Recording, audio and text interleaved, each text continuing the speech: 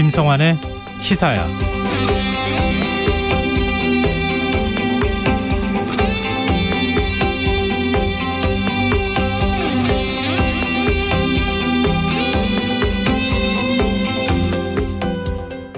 이름만 들으면 모두가 알만한 IT 기업에서 업무 스트레스를 호소하던 직원이 숨지는 사건이 있었죠.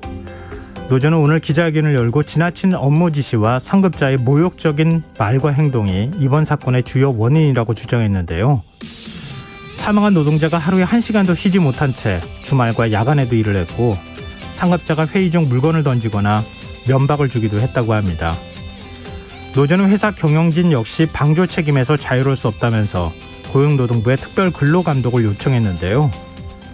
수평적인 조직 문화를 가진 것으로 알려진 IT 업계에서 왜 이런 일이 벌어진 걸까요? 정확한 사실은 조금 더 수사해봐야겠지만 이번 사건이 직장 내 괴롭힘에 대한 사회적 경종을 울린 것은 분명해 보입니다. 실제로 시민단체 직장갑질 119의 문을 두드린 제보 메일 절반 이상이 직장 내 괴롭힘 때문이었다고 합니다. 대부분 무조건 화를 내고 소리를 지르거나 감정 쓰레기통 취급을 당했다는 내용이었다고 하는데요. 문제는 제도 역시 무용지물이란 겁니다. 직장 내 괴롭힘 금지법이 있지만 법 시행 이후 피해 사실을 신고한 사람은 불과 3%에도 미치지 못하는 실정인데요. 코로나19로 모두가 어려운 시기에 어쩌면 일자리를 잃지 않는 것을 다행이라 여기고 참고 또 참고 있었을 우리 주변의 평범한 사람들, 그들에게 부족했던 건 용기가 아니라 넘치는 인내가 아니었을까요? 시사평론가 김성환입니다. 문재인 대통령은 성추행 피해 공군 부사관 사망 사건과 관련해 경영문화 개선기구 설치를 지시했습니다. 여야는 각각 군사사법제도 개선과 청문회를 해법으로 제시하고 나섰는데요. 잠시 후 뉴스에서 자세한 내용 살펴보겠습니다. 법원이 일제 강제징용 피해자들이 일본 기업 16곳을 상대로 제기한 손해배상 소송을 각하했습니다.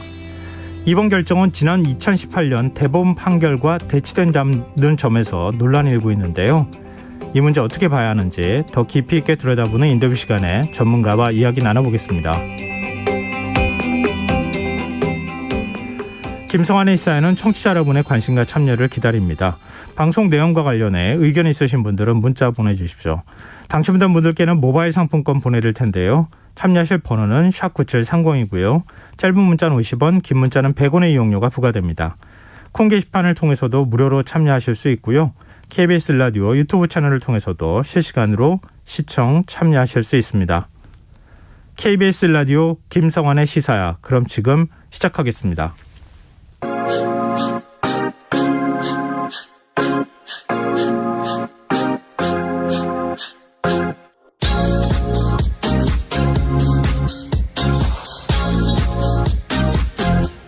KBS 1라디오 김성환의 시사야.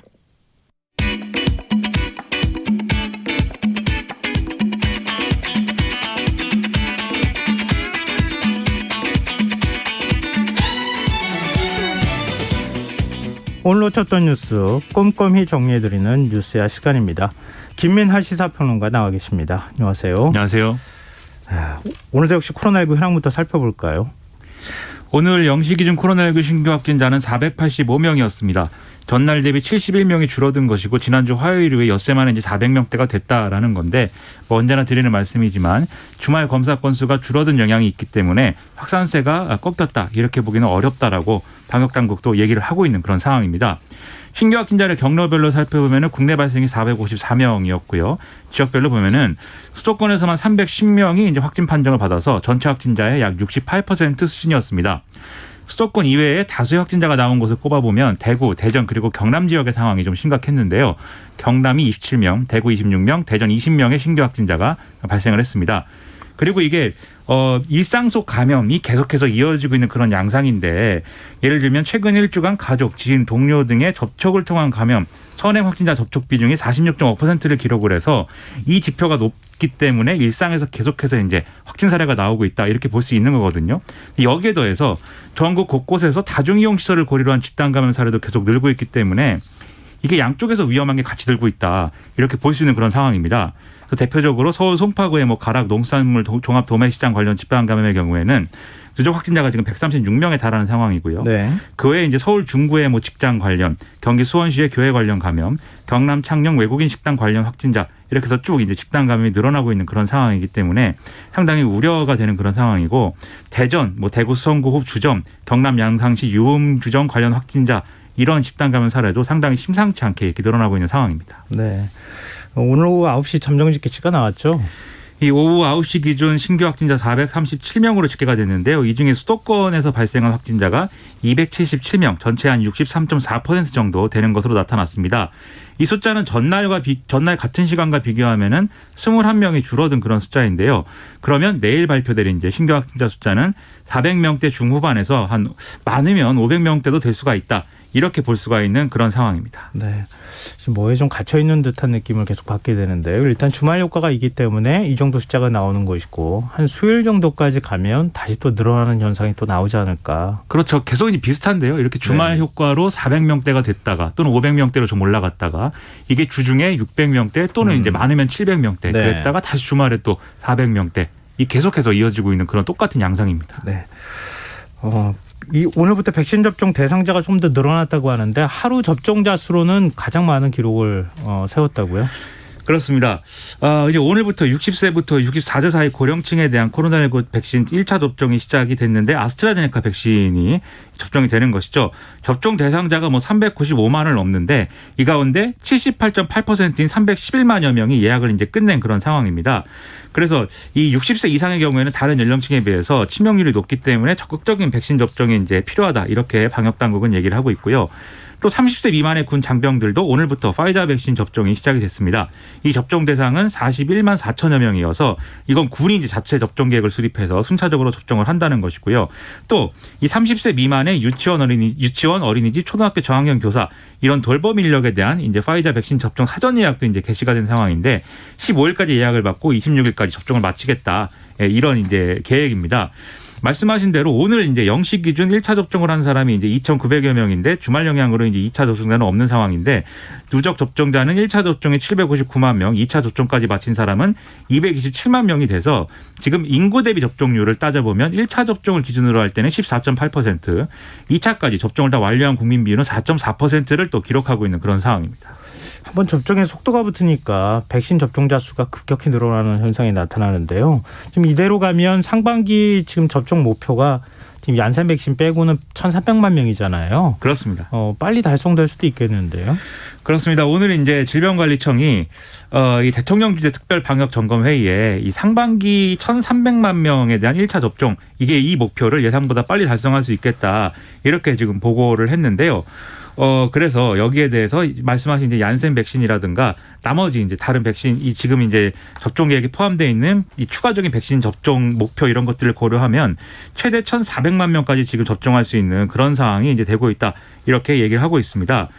그리고 이제 오는 14일부터 30일까지는 이 섬 지역에 이제 좀 이 백신 접근성이 떨어지는 이런 지역에 대한 접종도 해군 함정을 활용해 갖고 이제 시작을 한다. 이렇게 얘기를 하고 있고 또 하반기 접종에는 다음 달부터 이제 50대 연령층의 유치원, 어린이집, 초중고교 교직원 고등학교 3학년 등 대입 수험생에 대한 접종 이런 것들도 시작을 하기 때문에 계속해서 백신 접종에 대한 계획이나 이런 것들은 좀 여러 가지로 잘 진척이 되고 있는 그런 상황이다라고 볼 수가 있겠는데요. 일단 방역당국은 7월에서 9월까지 전 국민의 70%인 3,600만 명에 대한 1회 이상의 접종을 목표로 해서 지금 계획을 세우고 있다. 구체적인 하반기 접종 계획은 다음 주에 발표하겠다고 얘기를 하고 있습니다. 네.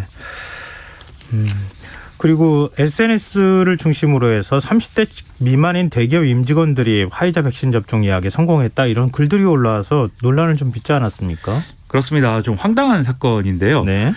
이 블라인드 앱에 대기업에 다닌다는 20대 직장인이 나는 이 접종 대상이 아닌 것 같은데 지금 파이자 백신 접종 예약이 됐다라면서 글을 이제 올렸는데 이 외에도 다른 대기업에 다니는 30세 미만의 이제 직원들이 또 예약에 성공했다 이런 글들을 많이 올려서 이게 정말이냐 여러모로 이제 좀 의문의 대상이 됐거든요. 네. 그런데 방역 당국이 오늘 오후에 보도 설명 자료를 내고 그렇게 예약이 잘못된 사실들이 있다라고 인정을 하면서 이유를 설명을 했습니다. 이 회사 내에 의료기관이나 약국 종사자 등의 접촉 예약 대상인 인력을 파악을 하면서 건강보험공단의 직장 가입자 명단 이거를 활용을 했는데 이 명단에 의료기관이 아닌 회사 소속 직원들이 포함이 돼 있기 때문에 이게 입력이 되면서 이제 혼선이 빚어졌다라는 건데요. 이런 상황이 되다 보니까 헛소문이 막 돌고 뭐 상당히 좀 혼란스러웠습니다. 그래서 왜 대기업 이 직원인데 30세 미만인데 화이자 백신 예약이 되는 거냐에 대해서 이 30세 미만 반도체 등의 국가기관 산업 종사자이기 때문이다. 이런 이제 해석, 그럴듯한 해석까지 덧붙여져서 네. 좀 가짜 뉴스가 되기도 했는데 뭐 이러한 것들이 이제 사실이 아니었던 걸로 결과적으로는 드러난 것이죠. 근데 이게 작은 몇몇 사람들이 글을 올리는 게 전체에 혼란을 줄 수도 있지 않습니까? 이제 좀 신중해야겠어요. 그렇습니다. 이런 좀 내가 대상이 아닌데 예약이 된 것 같다. 이런 생각이 들면 사실은 이 방역 당국에 좀 문의를 하고 예. 이런 사실이 이게 맞는 거냐. 그럼 나는 왜 예약이 된 거냐. 이런 것들을 좀 따지는 게 먼저일 것 같고요.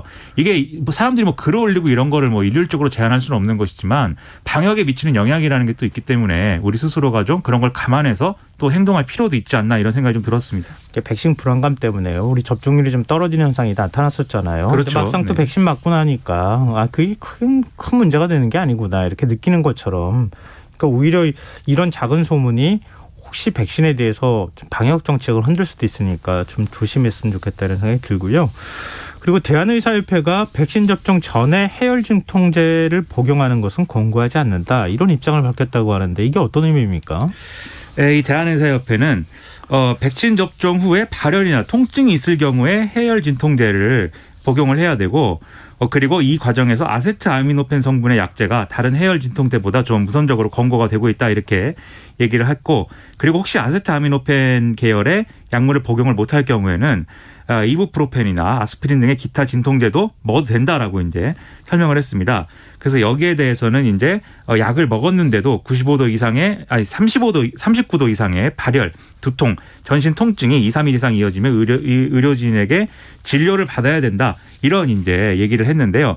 여기서 중요한 것은 코로나19 백신 접종 전에 해열 진통제를 복용하는 것은 권고하지 않는다라는 겁니다. 즉 네. 백신 접종 후에 이제 통증이 있을 때만 복용을 해라. 이렇게 얘기를 하고 있습니다.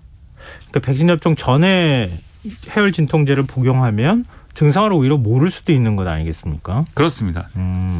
저랑 같이 저도 이제 백신 접종 받았지만 백신 접종을 받은 분 얘기를 들어보니까 별로 증상이 없었어요. 그래서 해열 진통제를 먹지 않아도 되는 상황도 있거든요. 그러니까 미리 겁먹고 사실 해열 진통제를 먹을 필요는 없다. 이제 이런 얘기가 되겠네요. 그리고 일부 뭐 이렇게 경고를 하는 내용을 보면 복용을 뭔가 했는데 내가 이제 그 약이 효과가 없는 것 같다라는 생각에 재차 이제 복용을 또 하고 뭐 이런 경우도 있다고 하는데 네. 용법 용량에 맞게 복용하지 않으면 신장이나 간에 또 무리가 갈 수 있다라는 이런 얘기도 있어서 예. 이 용법 용량을 지켜서 거기에 해당하는 약제를 정확하게 이제 복용을 하는 게 중요할 것 같습니다. 네. 문재인 대통령이 청와대에서 주재한 코로나19 대응 특별 방역 점검회의에서 백신 접종률이 가파르게 상승하고 있다 이런 평가를 내렸다고 하는데 전 특별 방역 점검회의에서 어떤 내용이 나왔습니까? 네, 문재인 대통령은 이 청와대에서 이 주재한 이 특별 방역 점검 회의에서 백신 접종률이 가파르게 상승하고 있어서 3분기에는 국민의 70%인 3,600만 명의 1차 접종이 완료될 것이다. 이렇게 얘기를 했습니다. 그러면서 국민들이 다가올 여름 휴가를 더 편안하게 보내도록 하고 추석에는 추석답게 가족을 만나서 적어도 가족들끼리는 마스크를 벗고 대화할 수 있도록 하는 게 목표이다. 이렇게 이제 얘기를 했는데요. 또 휴가가 국민들에게 충분한 보상이 될 수 있도록 숙박시설이나 공연장 이용 여기에 대해서도 대책을 시행할 것이고 기업들도 이 정부의 휴가 시기 연장 권고에 협조해달라 이렇게 당부를 하기도 했습니다. 그리고 이제 백신에 대해서 다른 나라들이 이제 지금 변이 바이러스 이런 것에 대비를 해서 내년 이후에 백신까지도 지금 신경을 쓰고 있는 그런 상황인데 우리는 내년분 계약까지도 사실 이른 시일 안에 체결을 해서 물량에 차질이 없도록 하는 그런 계획을 세우고 추진하고 있다. 이렇게 설명을 했고요. 그리고 이제 3분기부터 임상 3상에 들어갈 것으로 예상되는 성공 가능성이 높은 제품을 선구매한다든지 이렇게 국내 백신 개발 지원 강도도 이제 높여갈 것이다. 그리고 한미 글로벌 백신 파트너십도 속도감 있게 추진을 해서 이 국내 기업이 또 모더나 위탁 생산을 계약을 하면서 백신 4개를 생산하는 보기 드문 국가가 된 만큼 이런 점들을 이제 이런 장점들을 살려가면서 백신을 확보를 하겠다. 이렇게 이제 강조를 하는 그런 상황이었습니다. 아울러서 이제 방역 당국은 오늘 여름 휴가철을 맞아서 휴가 지원 방안 이것을 발표를 했는데요.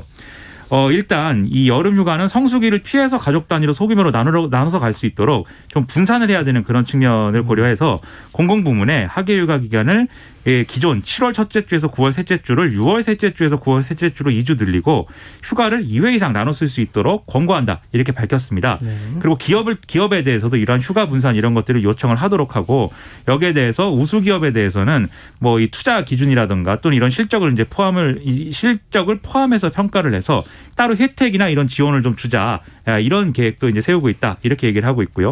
그리고 전국 주요 관광지나 휴양지에 인파가 몰리지 않게 혼잡도를 5단계로 나눠서 예측해서 뭐 분산을 유도한다든지 이러한 밀집도를 낮추기 위한 다양한 사전 예약이라든지 이런 것들도 이제 실시를 할 수 있도록 하겠다 이렇게 이제 얘기를 했습니다.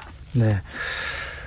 지금 청취자 주혜원님께서 해열 진통제 말씀드렸던 것 관련해서 문자를 주신 것 같은데요. 제대로 복용해야 되는 거네요. 다음 주에 주사 맞는데 미리미리 확인해 봐야겠습니다. 이런 걸 또 주셨습니다. 너무 또 긴장하실 필요는 없을 것 같아요. 맞으신 그렇습니다. 분들 주변에서 얘기 들어보시면 아마 아실 것 같습니다. 저 화제를 바꿔보겠습니다. 문재인 대통령이 성추행 피해 공군 부사관 사망 사건은 그냥 넘어갈 수 없다. 이러면서 병역문화 개선기구를 설치하라고 지시했어요. 그렇습니다. 오늘 청와대에는 브리핑을 통해서 문재인 대통령이 최근 국민들이 분노하고 있는 이 사건은 그냥 넘어갈 수가 없는 것이다 라면서 민간위원이 참여하는 병역문화 개선을 위한 기구를 설치해서 근본적인 병역문화 개선을 계기로 삼아야 한다라고 이제 지시했다. 이렇게 좀 밝혔습니다. 그리고 또 군사법원법 개정안에 조속한 국회 처리 역시 요청했다. 이렇게 청와대가 밝혔는데요. 이 법안은 법사위에 계류 중인 그런 상황인 것인데 군사법원을 국방부 장관 소속으로 두거나 고등군사법원을 폐지하고 민간법원이 항소심을 담당하게 하는 등의 내용이 골자이다. 이렇게 얘기가 되고 있는 그런 상황입니다. 문 대통령이 현충일이었던 어제 성추행 피해로 극단적인 선택을 한 공군 부사관의 추모소를 방문하기도 했어요. 그렇습니다. 이 경기 성남시 국군 수도병원에 있는 이 추모소를 찾아서 고인을 추모하고 유가족을 대통령이 위로를 했는데요. 이 피해자의 이제 유족에게 얼마나 애통하시냐라면서 위로의 말과 함께 죄송하다 이런 뜻을 전했고 이에 대해서 유족들은 딸의 한을 좀 풀고 명예를 회복시켜 달라, 좀 철저히 조사해 달라 이렇게 요청을 했다라는 겁니다. 아울러서 문재인 대통령은 함께 추모소를 방문한 서호 국방부 장관에 대해서 철저한 조사뿐 아니라 이번 사건을 계기로 병역 문화가 달라지도록 해야 된다 이렇게 강조를 했는데요. 이에 앞서서 이제 서울 현충원에서 열린 제66회 현충일 추념식에서도 문재인 대통령은 추념사를 통해서 아직도 일부 남아있어 안타깝고 억울한 죽음을 낳은 병역 문화의 폐습에 대해 국민들께 매우 송구하다. 이것을 바로 잡겠다라면서 사과와 또 이 개선의 어떤 그런 뜻을 밝힌 바 있었습니다. 문 대통령이 법 개정을 국회에 요청하지 않았습니까? 정치권 반응은 어떤가요? 일단 더불어민주당은 군 범죄 근절 및 피해자 보호 혁신 TF를 구성해서 이제 이 문제를 포함해서 이제 논의를 하고 대응을 하기로 했는데요. 이제 민홍철 이제 국회 국방위원장을 단장으로 하는 그러한 TF이고 특히 이번 사건에 관련돼서 가해자, 은폐 가담자, 지휘 책임자 등 관련자 전원에 대해서 엄중한 책임을 묻고 폐쇄적 군대 문화와 이 군 사법제도 등의 관련 제도 전반을 확실히 손볼 것이다. 이렇게 얘기를 하고 이렇게 얘기를 하고 있는 그런 상황입니다. 그리고 또 여기에 더불어서 윤호중 원내대표의 경우에도 이 늑장 부실 수사에 대해서 국민들이 분노하고 있다라면서 군의 연금 지급 제한 범위를 확대하는 방안에 대해서 이 연금 지급은 이제 이 가해자라든가 네. 2차 가해 가담자, 은폐에 가담한 자 이런 사람들에 대해서 제한을 해야 되는 범위를 확대해야 된다. 이렇게 이 내용을 정책위가 검토해 주기 바란다. 이렇게 제안을 했고요. 또 고양이에게 생선을 맡겨서는 안 된다라는 취지로 이렇게 좀 군의 문제를 해결할 수 없는 사안을 고려해서 일종의 대책이 이런 것들을 구성하는 이런 제안도 이제 하고 있는 그런 상황입니다. 근데 지금 국민의힘과 정의당은 국회 청문회를 열자고 제안했네요. 그렇습니다. 국민의힘의 김기현 원내대표의 경우에는 오늘 이제 앞서 말씀드린 이 사건의 피해자 이모 중사의 분향소를 찾아서 병역 내 전수조사와 국회 차원의 청문회가 필요하다 이렇게 주장을 했는데요.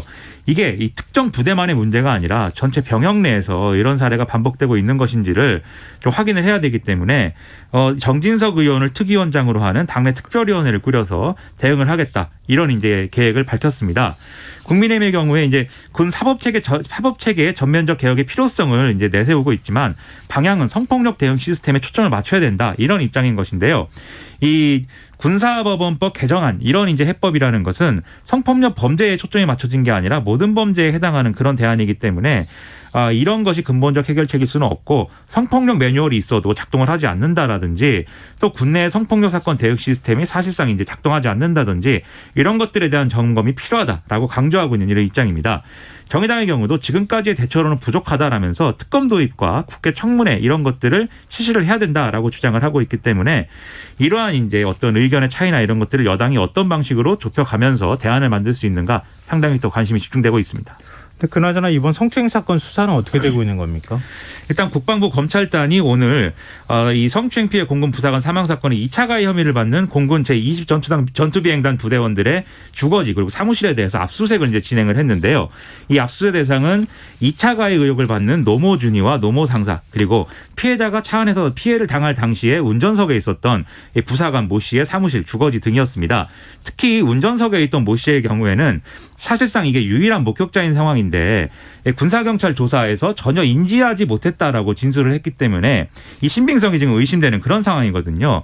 그리고 이 초기에 이 피해자가 확보해서 제출한 차량 블랙박스에도 피해 정황이 녹음이 돼 있는데 이제 이러한 증언을 한 것에 대해서 여러모로 이제 의문이 제기되고 있는 상황이라 이런 것들에 대한 수사도 진행이 될 것으로 보이고요. 그리고 검찰단은 이렇게 확보한 자료를 분석을 해서 앞서 말씀드린 두 명의 이제 준이와 상사 이 가해자들에 대한 구속영장 청구를 검토하겠다 이렇게 지금 밝히고 있는 상황입니다. 다만 이런 일련의 이제 어떤 압수수색이라든가 이런 것들이 이미 공군 이제 검찰단이라든가 이런 데서는 제대로 이제 수사를 하지 못한 상황에서 이루어지고 있는 것이기 때문에 여러모로 이번에 제대로 해야 되지 않느냐라는 지적이 나오고 있는데요. 여기서 이제 문제가 되고 있는 게 공군 검찰이 압수수색 대상에 포함되지 않았다라는 지적이 이제 나오면서 뭔가 이것도 제대로 된 어떤 대응을 하지 않고 있는 거다 이런 지적이 나온다는 상황입니다. 국방부는 일단 여기에 대해서 공군 검찰 역시 압수수색 대상의 범위에 넣고 있고 논의가 진행 중인 상황이다라고 설명을 하고 있습니다. 네. 이 피해 부사관이 생전에 여러 차례 피해를 호소했지만 뭐 공군 내에서 수십 차례 방조 묵인한 사실이 드러났어요. 그렇습니다.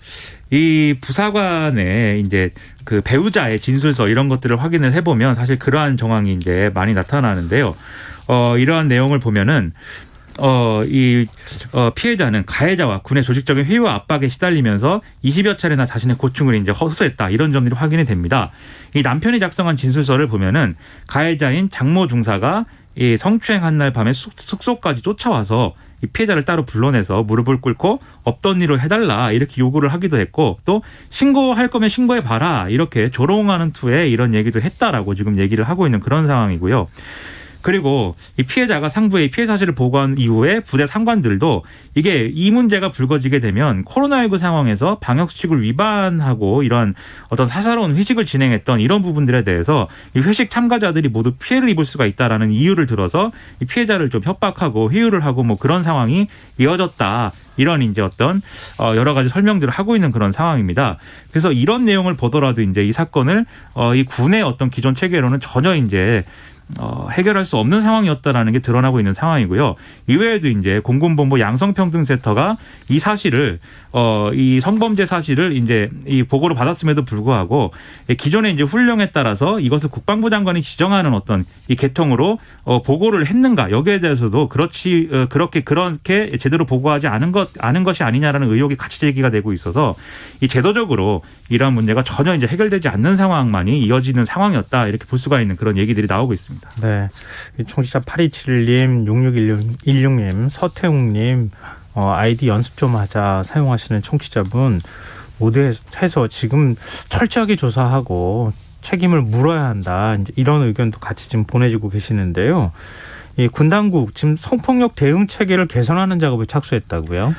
그렇습니다. 이 성폭력 예방 제도 개선 전담팀을 구성을 해서 오는 8월까지 3개월간 한시적으로 운영을 해서 뭐가 문제였는지 뭘 개선해야 되는지 어떻게 개선할 것인지 등을 이제 만들어내겠다 뭐 이런 건데요. 그래서 이 전담팀은 교육 피해자 보호 그리고 부대 운영 및 조직 문화 그리고 수사와 조사 이렇게 3개로 영역을 나눠서 분과반을 구성을 해서 여기에 국방부 양성평등위원회 소속 민간위원이라든지 여성가족부 추천위원 등으로 구성된 외부 전문가 자문단도 참여하도록 해서 좀 실질적인 대안을 마련을 해보겠다. 이렇게 지금 얘기를 하고 있는 그런 상황입니다. 그리고 여기에 더불어서 뭐 육해공군본부의 인사참모부장이라든지 해병대사령부 인사처장 등이 참여하는 뭐 협의회도 꾸리고 네. 그래서 이 합동 실태 조사를 추진을 해서 여기에 대한 이제 실효성 있는 대책도 수립하겠다 이렇게 얘기를 하고 있는데요. 근데 이런 대안들이 사실은 이전에 이제 국내에서 무슨 문제가 발생했을 때도 이제 비슷한 이런 대응들이 있었고 여기서 나온 대안에 따라서 여러 가지 조치들이 또 이루어졌음에도 사실 시간이 지나면 또 원래 모습으로 돌아가는 듯한 그런 모습들이 사실 있었거든요. 네. 그래서 이번에는 그러지 않을 것이다라는 것에 대한 명확한 어떤 본인들의 이제 좀 결단이나 이런 것들이 필요한 것 같고 그런 차원에서 이번에 정말 이런 문제들을 뿌리 뽑을 수 있는 대책이 나오는지 국민들이 정말 눈여겨보고 있다는 점을 명심해야 될 것 같습니다. 이번 사건이 발생하고 공군 측이 얼마나 대응을 제대로 못했는지 보여주는 사례가 아마 될 것 같은데 사망한 공군 부사관의 유족 측이 이 사건 초기 변호를 맡았던 국선 변호사를 직무유기 등의 혐의로 고소를 했어요. 그렇습니다. 이 유족 측 법률 대리인이 오늘 밝힌 바에 따르면 오늘 이제 이 국방부 검찰단에 이 공군 법무지 소속 군 법무관 모 씨에 대한 고소장을 제출하면서 밝힌 바에 따르면 네. 직무유기 혐의와 함께 묵과할 수 없는 다른 혐의 사실이 있어서 고소에 이르게 됐다라고 설명을 했는데 다른 혐의 사실이 무엇인지는 지금은 이제 언급할 수 없는 상황이다라고 이제 얘기를 했습니다.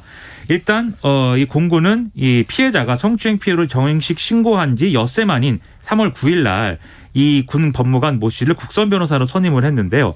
그런데 이 모 씨는 피해자가 사망할 때까지 대면 면담은 한 차례도 진행을 하지 않았고 전화라든가 문자 메시지 이런 걸로만 이제 좀 어떤 의사나 이런 것들을 주고받은 것으로 이제 파악이 됐습니다.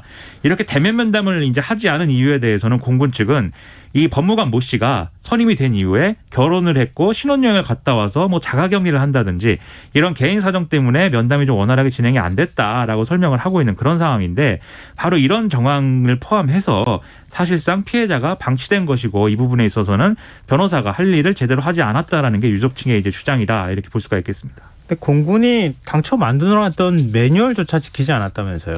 그렇습니다. 이 국민의힘 이채익 의원이 밝힌 바에 따르면 이 국방부의 성폭력 피해 지원 매뉴얼을 보면 여성 피해자의 경우에는 여성 국선 변호사를 우선 배정하도록 하고 있다라는 거거든요. 그런데 이번 경우에 대해서 예를 들면 이제 여성 국선 변호사가 없는 경우에는 군범죄 피해자 국선 변호사 예산을 활용해서 민간 변호사를 국선 변호사로 지원할 수 있다. 이런 내용도 이 규정에 이제 포함이 되어 있는데 이번 사안에 대해서는 이런 것들이 전혀 지켜지지 않았다라는 겁니다. 그래서 지금 말씀드린 지금 이제 고소를 당하게 된 이 남성 법무관 모 씨의 경우에도 국선 변호인으로 선임이 됐는데 앞서 이제 여성 변호인이 아니기 때문에 이러한 매뉴얼에 따르지 않은 이러한 이제 일이라는 것이죠. 이게 당시에 공군에서는 국선 변호를 맡는 여성 법무관이 한 명도 없었다라고 하는데 그럴 경우에 앞서 매뉴얼대로 하면은 민간 변호사 선임을 지원할 수 있도록 했어야 되거든요. 그런데 이런 민간 변호사 선임을 지원한다라는 내용조차도 피해자 가족 측에는 제대로 공군이 설명을 하지 않았다. 오히려 공군이 국선 변호사 선임을 유도했다. 이런 주장까지 나오고 있는 상황이어서 과연 이게 어떻게 된 일이냐 상당한 의문이 지금 제기가 되고 있습니다. 네. 그리고 지금 야권이 유력한 대선 주자로 꼽히는 윤석열 전 검찰총장 현충일을 하루 앞둔 지난 토요일 국립현충원을 찾았어요. 그렇습니다. 바쁜 행보를 이어가고 있는데요. 네. 윤석열 전 총장은 현충원을 찾아서 방명록에 조국을 위해 희생하신 분들이 분노하지 않는 나라를 만들겠다. 이렇게 썼습니다. 나라를 만들겠다. 그렇습니다. 네. 나라를 만든다. 나라를 어떻게 만들겠습니까? 그건 대선 주자들이 쓸 수 있는 표현 아닌가, 정치인이 쓸 수 있는 표현 아닌가 싶은데요. 그렇습니다. 저 같은 사람이 뭐 현충원 참배를 하겠습니까? 뭐 거기다 나라를 만들겠습니다라고 쓰겠습니까? 뭐 승국 선열들을 뭐 영령을 위로하고 배우겠다 뭐 이렇게 쓰겠죠. 나라를 만든다고 했기 때문에 사실상 이제 출마 선언을 한 거 아니냐? 대권 의지를 드러내는 거라고 봐야 되겠네요. 그렇습니다. 그러면 이제 시원하게 대선 출마를 하겠다 이렇게 얘기하는 게 나을 텐데 아무튼 뭐 그래서 그런 해석이 나오고 있고요. 그다음에 윤석열 전 총장은 K9 자주포 폭발 사고 피해자 그리고 천안함 생존자를 잇따라 만나서 사진을 찍고 여기서 이제 한 얘기라든가 이런 것들을 본개를 하기도 했습니다. 그래서 현충일이었던 어제 천안함 생존자를 만나서는 천안함 괴담을 만들어서 유포하는 세력들, 희생된 장병들을 무시하고 비웃는 자들은 나라의 근간을 위협하고 혹세무민하는 자들이다. 이 잠들어 있는 순국선원들 앞에서 부끄러워해야 할 것이다. 이렇게 강조를 했다고 하고요.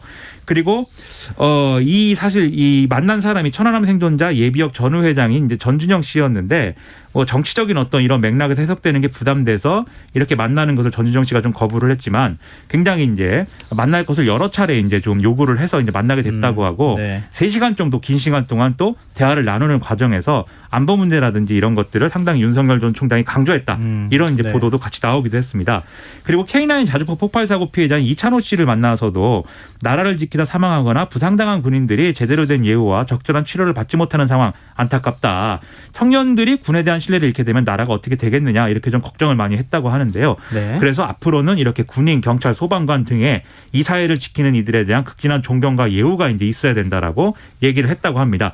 지금까지 말씀드린 이런 내용들은 윤석열 전 총장 측이 보도자료의 형식으로 언론에 자료를 배포한데 거기서 나오는 얘기입니다. 네. 근데 국민의힘 당대표 선거에서는 윤 전 총장을 두고 후보 간 설전이 이어지고 있다고요? 그렇습니다. 나경원 후보 측이 요즘에 김종인 전 비대위원장이 윤석열 전 총장에 대해서 좀 부정적인 입장을 반복 피력하고 있는 것을 지적을 하면서 이준석 후보를 이제 공격을 한 건데요. 이준석 후보가 김종인 전 위원장을 선대위원장으로 영입한다 이렇게 얘기를 했고 또 나경원 후보의 주장에 의하면 이준석 후보는 유승민 계이기 때문에 두 얘기를 합치면은 결국 윤석열 전 총장을 배제하는 이러한 정치를 하려는 거 아니냐. 이러한 이제 의혹을 제기를 한 겁니다. 그래서 여기에 대해서 이준석 후보는 나경원 후보에 대해서 그런 걸 젊은 사람들은 뇌피셜이라고 한다. 그리고 망사항에 대해서 내가 응답을 할 수가 없고 뭐라고 답을 해야 될지도 모르겠다. 이렇게 이 CBS 라디오에 출연을 해서 얘기를 했는데요. 네. 바로 이어서 이 같은 프로그램에 나온 나경원 후보는 이준석 후보 얘기에 대해서 굉장히 모욕적이다. 정치를 오래 했는데 이런 발언 들은 거 참 유례가 없는 일이라고 생각을 한다라면서 이것은 젊은 정치인의 발언으로 부적절한 발언이다라고 주장을 했습니다. 근데 이렇게 윤 전 총장을 어떻게 우리 당으로 데려올 거냐 이런 거 가지고 서로 이제 논란을 벌이는데 윤 전 총장 측 인사에 어떤 반응이 나왔어요? 일단 이제 윤석열 전 총장과 서울대 법대 동기이고 또 한 사람의 이제 중마고라고 하는 이철우 연세대 법학전문대학원 교수가 중앙일보와 인터뷰를 해서 이러한 내용들에 대한 또 자신의 어떤 견해 이런 것들을 밝혔는데요. 여기서 윤석열 전 총장의 국민의힘 입당설은 억측이다. 좀 더 국민의 뜻을 살피고 싶어하고 그런 기회를 갖고 싶어 하는 거다라고 설명을 하는 그런 상황이었습니다. 왜냐하면 윤석열 전 총장이 본인이 정치에 굉장한 뜻이 있어서 이렇게 지금 정치적인 행보를 하고 있다기보다는 국민들이 원해서 지금 이렇게 등장을 한 것이기 때문에 국민들의 말을 더 많이 들어봐야 된다라는 그런 얘기를 하고 있다라는 거여서 국민의힘 입당은 정해진 바가 없다라는 얘기를 다시 한번 이제 확인하는 그런 얘기가 됐습니다. 누구 말을 들어야 될지 잘 모르겠네요. 측근 인사들 말도 다 다르고 국민의힘 의원들 윤 전 총장 만난 의원들의 말도 다 각자 좀 엇갈리고 있는 상황이어서 좀 지켜봐야 될 것 같고요. 친구와 측근이 대단히 많은 분입니다. 약간 부럽기도 네. 하고요.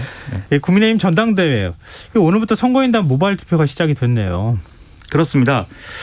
지금 모바일 투표가 진행이 됐는데 모처럼 이제 흥행 분위기입니다. 그래서 오늘부터 8일까지 당원 선거인단을 대상으로 한 모바일 사전 투표가 실시가 되는데 오전 9시부터 오후 5시까지 이제 스마트폰으로 참여하는 이런 형식이고 모바일 투표에 참여하지 않은 당원의 경우에는 9일에서 10일까지 ARS 투표에 참여를 하게 되는 그런 상황입니다. 그리고 이렇게 투표를 한 결과는 이제 전체의 이제 70%의 비율로 이제 반영이 이제 되는 것인데요. 네. 지금 투표율이 7일 오늘 오전 9시부터 오후 5시까지 25.83%를 기록했다라고 하는 것이거든요. 이거는 이미 2019년의 전당대회라든지 2017년의 전당대회의 이 기준을 이미 이제 넘어선 그런 상황이고 네. 그렇기 때문에 상당한 돌풍이고 만약에 이런 추세대로 한다면 투표 마감일인 10일 날에는 최종 투표율이 50%를 넘어설 것이다 이렇게 얘기를 하고 있기 때문에 확실히 엄청난 바람이 지금 불고 있구나 이런 생각을 들게 하는 이런 흐름이다라고 볼 수가 있겠습니다. 네. 며칠 뒤면은 이제 선거 결과 나오니까요. 좀 지켜봤으면 좋겠고요. 자, 지금 여러분께서는 KBS 라디오 김성환의 시사회와 함께하고 계십니다. 계속해서 뉴스야 이어가겠습니다. 정부와 여당이 자영업 손실보상제를 소급 적용이 아닌 피해를 지원하는 방식으로 도입하겠다고 밝혔어요. 그렇습니다. 오늘 이제 당정 협의가 열렸고 코로나19 손실보상 법안이 최종 조율이 됐는데요. 손실보상이 아닌 피해 지원의 방식으로 폭넓게 지원하기로 했다. 이런 내용이고 또 정부 행정명령 대상인 8개 업종 외에도 여행업, 공연업 등의 16개 경영위기 업종까지 지원 대상에 포함하기로 했다. 이런 내용입니다. 그래서 내일 이제 법안 심사위를 열어서 당정 협의에서 논의는 안 하고 야당의 손실보상 특별법안이 법안 심사에 들어갈 예정인데요. 이게 또 이 각자의 의견 조율이 돼야 되는 상황이기 때문에 아직 결론이 어떻게 나올지는 지켜봐야 될 것 같습니다. 소급 적용을 하지 않으면서도 폭넓은 지원이 가능하다. 이건 무슨 얘기입니까? 지금 윤호중 원내대표가 이제 주장하는 바는 지금 이제 이런 소급 적용 논란을 벗어나야 되고 오히려 신속하게 법제화가 돼서 소상공인들한테 실효적인 어떤 지원이 이루어지는 것이 이제 먼저이다라는 건데요. 그래서 지금까지 이제 어떤 발생한 피해에 대해서 보상할 수 있는 법적 근거를 이제 만드는 것에 더해서 실제로 이제 도움이 되는 지원을 하는 것이 중요하다. 이렇게 얘기를 하고 있는 것입니다. 그래서 그러려면 소급 적용을 하는 것이 필요한 거 아니냐라는 것에 대해서는 지금 여당 입장에서는 이 소급 적용을 하는 것 자체는 여러 가지 법적인 어떤 문제라든지 그리고 지금까지 이제 좀 지원받은 것에 대한 어떤 충돌이라든지 이런 여러 가지 논란되는 지점이 있기 때문에 그래서 손실을 지원하는 것이 오히려 더 두텁게 한다고 하면은 손실 보상을 하는 것 못지않은 그러한 이제 어떤 지원 방식이 될 수 있다라는 점에 대해서 여기에 대해서 이제 논의를 이제 해나가겠다라고 주장을 하고 있고요. 다만 손실 보상이 완전히 이제 소급 적용 가능성이 없어지는 건 아니라 부칙의 일부 조항을 넣는 방향으로 좀 이제 논의를 할 수도 있겠는데 이것은 뭐 실제로 이제 진행을 해봐야 결과를 알 수 있게 될 것 같습니다. 당사자인 자영업자들과 소상공인들 입장도 나왔나요? 일단 현재 당정의 입장만으로 입장을 밝히기 어렵다라는 게 소상공인 연합회의 입장인 건데요. 어느 쪽이든 정당한 보상이 아니라면 법으로 소상공인들한테 다시 상처를 줄 수가 있게 됐기 때문에 이 점은 이제 우려가 된다라고 이제 얘기를 하고 있고요. 그리고 참여연대라든지 그다음에 전국 자영업자 비상대책위원회 등은 이 피해 지원 방식의 보상 방안에 대해서는 지금 일단 거부감을 내비치고 있는 상황입니다. 네. LH 사태가 불거진 지난 3월이었죠. 민주당이 국민권익위원회 소속 의원의 부동산 거래 현황에 대한 전수조사를 의뢰했는데 오늘 결과가 나왔어요. 이 권익위가 민주당 소속 의원 174명 그리고 배우자와 직계존 비속 등 816명을 대상으로 2달간 부동산 거래 전수조사를 해보니까 법 위반이 의심된 의원과 가족이 모두 12명, 사례로 따지면 16건이 드러났다는 건데요. 이 중에 의원과 직접 관련된 것은 6건, 나머지 10건은 배우자 등의 가족의 투기였다라고 이제 얘기를 하고 있는 그런 상황입니다. 권익위는 이 해당 의원들을 정부 합동특별수사본부에 수사 의뢰하기로 했는데 왜냐하면 권익위는 직접 조사권이 없기 때문에 또 금융거래 내역이라든지 이런 것에 있어서는 조사에 한계가 있었다라는 것이죠. 그래서 여기에 대해서 이제 앞으로 그럼 수사가 어떻게 되는 것이냐 좀 관건이 되겠습니다. 어떤 의원인지 이름이 공개가 안 돼서 답답하다 이런 얘기도 좀 있던데요. 민주당은 어떤 입장입니까? 일단 오늘 송영길 대표는 지도부가 일단 논의를 해서 후속 조치 방침을 결정하겠다 이렇게 얘기를 하고 있는 그런 상황이고요. 일단 이 지도부에서 자료를 공유하고 논의하는 게 먼저 돼야 되기 때문에 최고위 소집을 일단 해서 논의를 하겠다라고 얘기를 하고 있습니다. 국민의힘 동참 여부는 아직 확인 안 되는 거죠? 그렇죠. 이렇게 되면은 이제 전수조사를 애초에 이제 같이 하자고 주장을 했던 국민의힘에도 이제 이 얘기를 이제 할 수밖에 없게 되는데 아직 국민의힘이 명확하게 어떤 반응을 하고 있는 그런 상황은 아닌 것으로 보입니다. 네, 이것도 뭐 정치권 움직임을 지켜봐야 될 것 같네요. 자, 오늘 뉴스사회 여기까지 하겠습니다. 지금까지 김민하 시사평론가였습니다. 고맙습니다. 고맙습니다.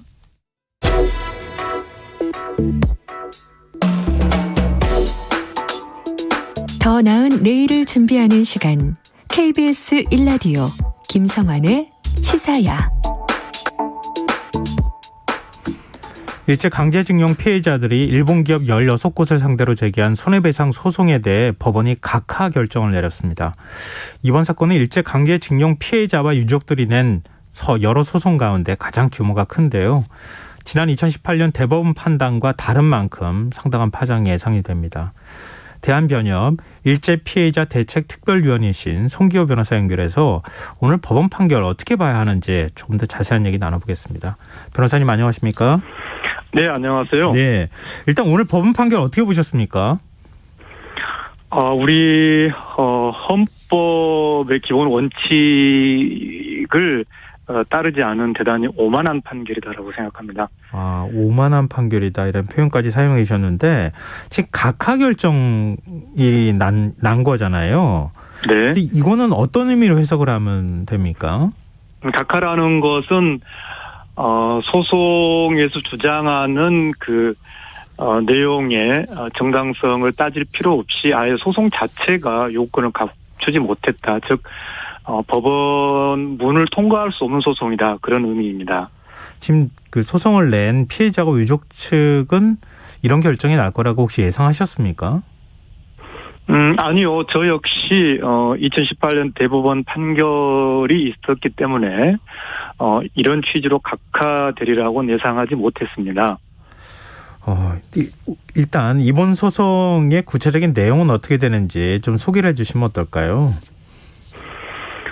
이번 소송은 아까 우리 김성환 사회자님께서 말씀하신 것처럼 많은 강제징용 피해자 가족분들, 그러니까 85분께서 강제징용 불법행위를 한 16개 일본 회사를 상대로 소송을 제기한 것이고요. 네.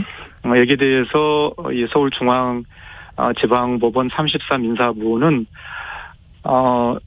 이미 이 원고들이 제기한 강제징용에 대한 위자료 청구권은 청구권 협정에서 완전히 그리고 최종적으로 해결된 것이다. 이런 취지로 각하 판결을 한 것입니다. 근데 법원 판결 내용을 보면서 조금 고개가 갸우뚱해지는 게요. 한일 청구권 협정으로 개인 청구권은 소멸하지 않았다. 이렇게 판단하면서도 소송으로 행사하는 것은 제한해야 한다. 이렇게 얘기했습니다. 이게 앞뒤가 좀 안 맞는 말인 것 같은데요. 이거 어떤 의미로 해석을 해야 됩니까? 지금 법원 판결문을 그대로 제가 좀 보면은요. 네. 지금 말씀하신 대로 개인 청구권, 그러니까 당시 불법적인 강제징용을 당하신 분들의 개인의 고유한 그 개인 청구권이 실체법적으로 완전히 소멸됐다고 보기는 어렵다. 이게 지금 제가 판결문 원문이거든요. 네. 무슨 말씀이냐면 가장 핵심적인 이 원고들의 청구권의 소멸 여부에 대해서 지금 명확하게 판단을 못하고 있거든요. 네. 완전히 소멸되었다고 보기는 어렵다. 그러니까 이 부분이 이번 판결의 가장 어떤 취약한 어떤 모순인데요. 네. 결국은 이 개인 청구권의 소멸이라는 그 핵심 쟁점에 대해서 명확한 결론을 내리지 못하면서 다만 청구권 협정에서 이제 어떤 주장도 할 수 없는 것으로 한다. 이렇게 청구권 협정이 되어 있기 때문에 우리나라 국민이 일본이나 또 일본 기업을 상대로 소송을 할 수 없다. 이런 결론으로 가고 있는 것이죠. 근데 청구권은 소멸하지 않았다고 하면서 소송은 낼 수가 없다고 하면 그러면 어디다가 소송을 내야 되는 것인지 지금 저 헷갈리는데요. 말씀 들어봐도. 근데 왜 그런 생각이 드는 게 지난 2018년 10월 대법원 전원합의체는 일본 기업을 상대로 제기한 손해배상 소송에서 일본 기업이 1인당 1억 원을 지급하라 이렇게 명령하지 않았습니까? 예. 그 판결하고 지금 이것하고는 어떤 차이가 있는 겁니까? 왜 이런 차이가 나오는 겁니까? 제가 아까 이제 헌법의 원칙에 철저하지 못한 오만한 판결이다라고 말씀드렸잖아요. 네. 가장 큰 차이는 2018년 대법원 판결은 일본의 식민 지배가 불법이다라는 걸 전제하고 있습니다. 네. 그런데 청구권 협정 당시에 일본은 식민 지배의 불법성을 인정하지 않았습니다. 이번에 이 문제 판결에서도 거기까지는 마찬가지로 봐요. 그래서 대법원 판결은 일본이 그 불법 식민 지배의 불법성을 인정하지 않은 전제에서 청구권 협정이 있었기 때문에 네. 당시에 불법적인 강제징용에 따른 위자료 청구권은 청구권 협정에 의해서 해결된 것이 아니다. 네. 반면 이번 판결은 그 식민 지배의 불법성, 여기에 대해서 우리나라 법원이 판단할 수 없다. 즉 당시에 일본이 식민 지배의 불법성을 인정하지 않는 전제에서 그렇게 청구권 협정을 우리나라와 체결했기 때문에 네. 그 청구권 협정에 우리나라 법원도 구속된다는 것이죠. 다시 제가 조금 더 설명을 드리면 네. 대법원 판결과 가장 이번 판결이 다른 점은 우리 헌법은 3.1운동으로 건립된 임시정부의 법통을 명시적으로 선언하고 있습니다. 우리 헌법은 일제 식민 지배 그 강점이 불법이라는 그런 기본 원칙에 서 있는 것이죠. 네.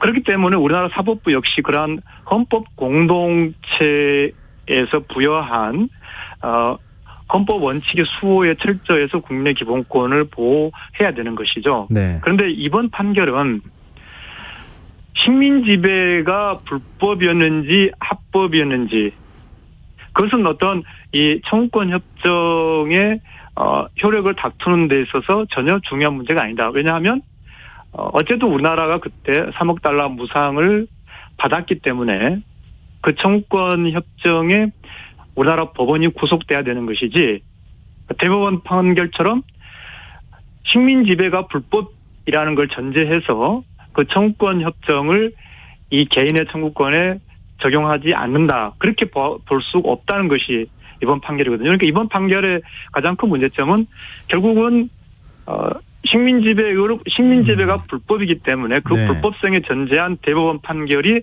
결과적으로 국제법 위반의 판결이다라고 보고 있는 점이 가장 큰 문제입니다.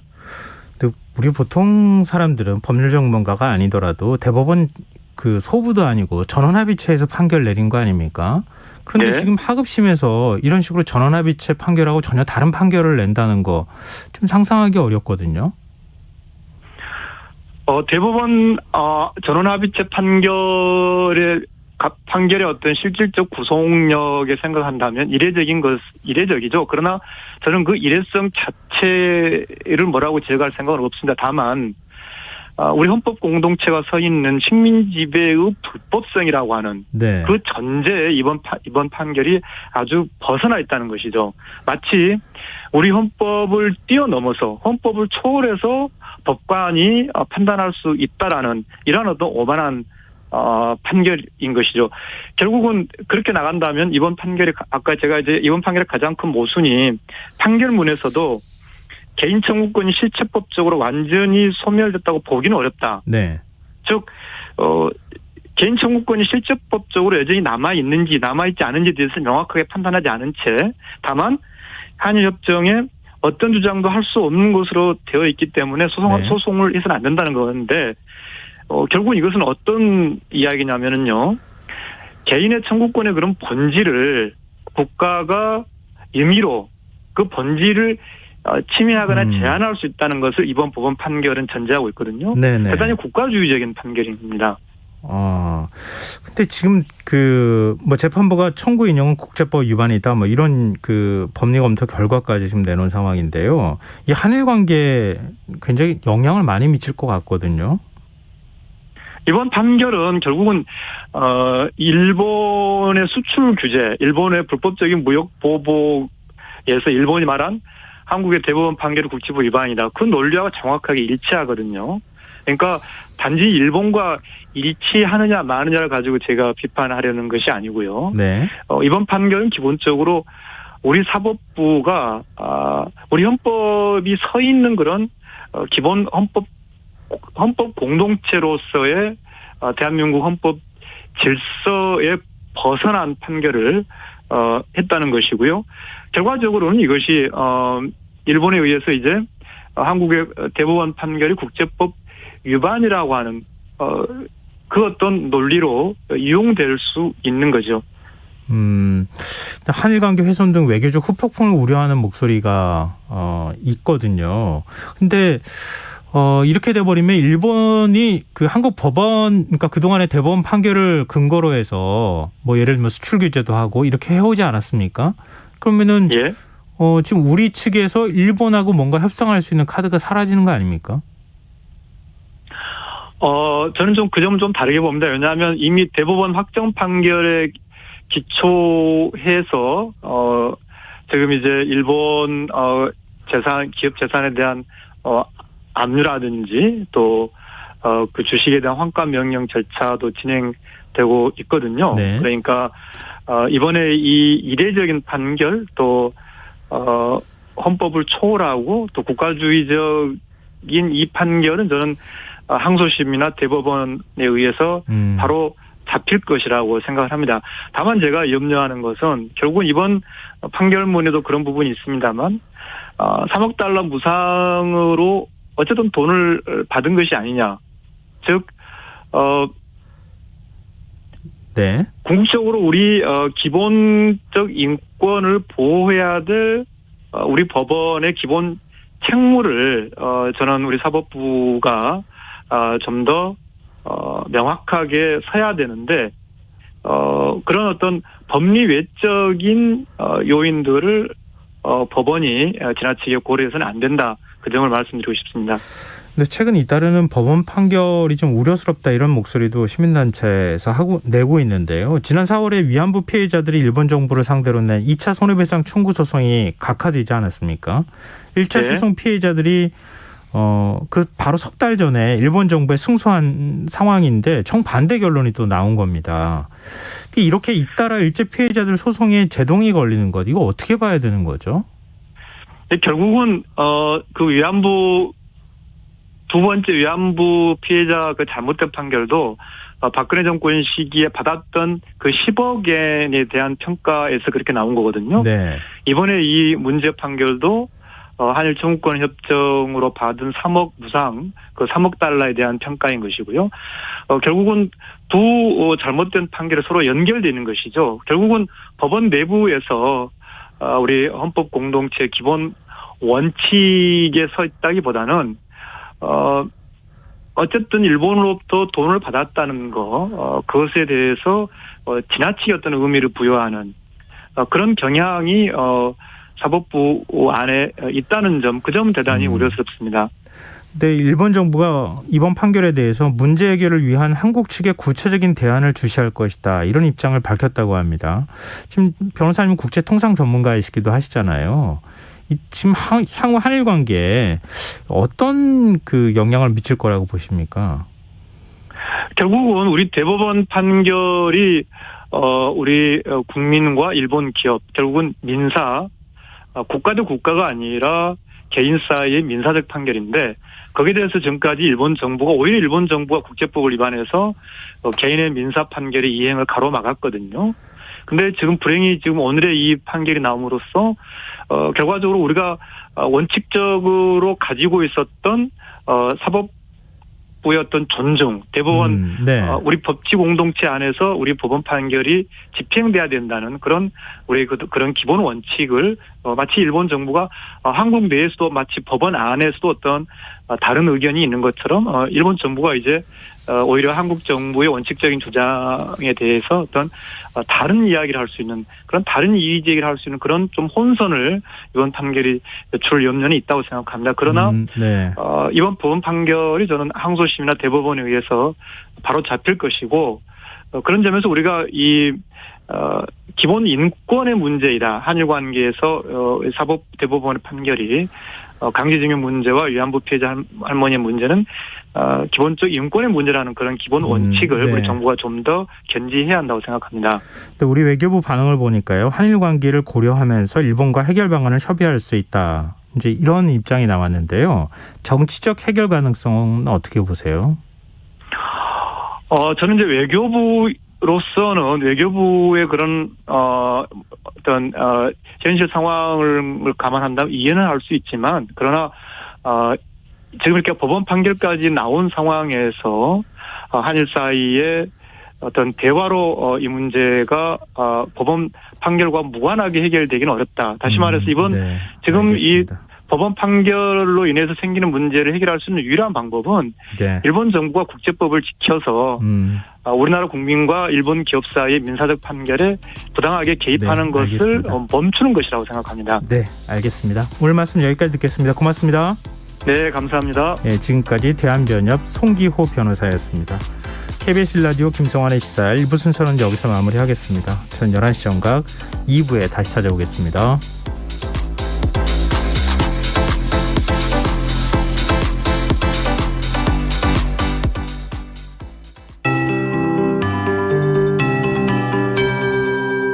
KBS 58분 날씨. 오늘 수도권에 계신 분들은 어제보다 더위가 덜하다고 느끼셨을 겁니다. 하지만 내일은 다시 30도 선까지 기온이 크게 올라 덥겠습니다. 오늘 밤부터 서울, 인천, 경기 북부와 강원도에 1mm 내외의 약한 비가 오는 곳이 있겠습니다. 이 비는 아침에 대부분 그치겠습니다. 내일 오후에는 경기 북부에 곳에 따라 비가 오겠습니다. 내일 아침 최저기온은 서울이 오늘보다 0.4도 낮은 19도 예상되고, 충주 16도, 대구 20도 등 전국이 16에서 21도의 분포를 보이겠습니다. 내일 낮 최고기온은 서울이 오늘보다 4도 높은 28도 예상되고, 여수 19도, 제주 20도 등 전국이 22에서 33도의 분포를 보이겠습니다. 오늘 밤부터 내일 아침 사이 충남 서해안과 전라 서해안에는 짙은 안개가 끼는 곳이 있겠습니다. 그 밖의 지역에서도 안개가 끼는 곳이 있겠으니 교통안전에 각별히 유의하시기 바랍니다. 내일 전국의 미세먼지 농도는 경기 남부, 대구, 울산 지역은 나쁨 수준, 그 밖의 권역은 좋음에서 보통으로 예상됩니다. 서울의 현재 기온은 20.3도, 습도는 76%, KBS 50